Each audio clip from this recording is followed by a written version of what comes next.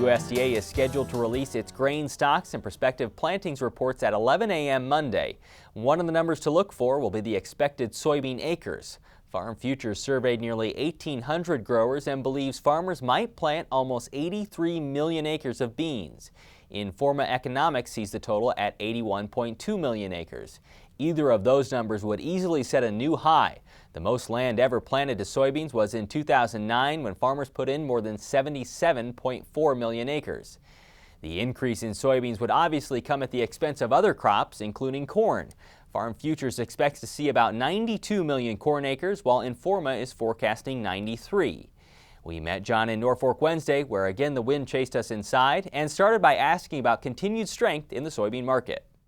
You know, I think a lot of different reasons, Jeff, but the first one is stocks are still tight, and there's still real uncertainty on where these cancellations and when they're going to come from. And of course, I don't know if you follow the Brazilian story now, but you know, there's talk of some cargoes working into the U.S., but we need to see many more of them. And so the market never got to see the cancellations, and so there's still this unease in the market. And will we run out this summer is the big question. So, is there any help from Brazil, where it seems like a big crop keeps getting smaller down there? You know, I think they're a little smaller, but they've still got enough. I think the problem is going to be getting them into the right place.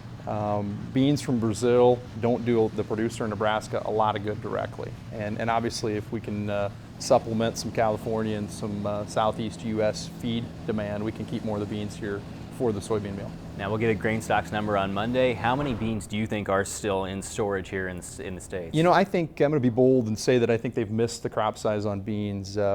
Nebraska's a little bit different. We'll talk a little bit later about the rail demand, but we've been able to leave stocks of soybeans here in Nebraska, so it feels like there's going to be plenty to get along out here. I think they missed the crop size in the west, and almost everywhere you look, yields were better than expected. So certainly at points in the east, and there's places in Iowa where they certainly are going to need some beans, but out in the west and northwest, I think there's ample supply.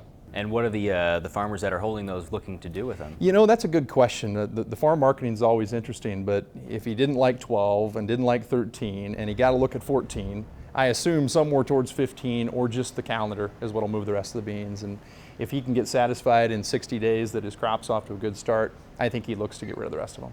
Well, what about that new crop that's going to come in spring? We'll get an acres number on Monday as well. What number do you think would have a major bearish impact? I think anything above 82 or 3 million is long-term very bearish. And the big question is, what do we pay attention to first? And I think when we get the stocks number, we're going to take a look at the acreage number and keep that in the back of our mind. But it might take some time to break soybeans. But there's no question in my mind we will. Last year, we really didn't break new crop corn until we got into late summer, and it was a very similar scenario. Very tight old crop stocks, but a very burdensome new crop acreage number. So I look for beans to break, I just don't know when. How hard will they break? I wouldn't be shocked to see beans at $8.50 or $9 come fall this year, and that's a pretty negative number. But if you're going to go from a carryout of 150 million bushel this year to 400 or 500 the following year, that is substantial to say the least. So. Corn stocks, what do you expect that number to look like? You know, I think we're what, 1.5 billion bushel bigger than we were a year ago is what they're expecting. That is sizable. I think the market knows that, however. So I don't think there's any real surprise in the corn stocks number. More of the corn demand and the corn price has really been driven by getting the corn in the right place. Right, I think that the analysts are expecting maybe somewhere around 7 billion on that corn number. You think that's going to be about right? I do, Jeff. I don't think there's anything wrong with that. And again, like we talked in the soybeans, it's going to be getting the corn into the right place. And that's really been the issue this winter. The East has had a terrible winter. The river was froze up a lot of the time, and getting the corn to the right place was quite difficult. On the flip side, what number would be really bullish for corn acres? You know, I think if you see anything underneath 91 or 2 million acres, you'll start to build a little story. And the story really isn't the acres as much as it is timing. Because the early crop, and they're doing some planting in Arkansas today, the early crop won't be off as a normal time, and so it'll feel a little tighter. So I don't know that it's long-term bullish, but certainly think it can support us short-term. With the beans and corn you have, I was reading some articles this week talking about how difficult it is or how expensive it is shipping rail and trying to find the cars for it. Can you explain kind of what's going on? You bet. I can a little bit. You know, part of the railroad a year ago, if we look back, didn't have much grain to move.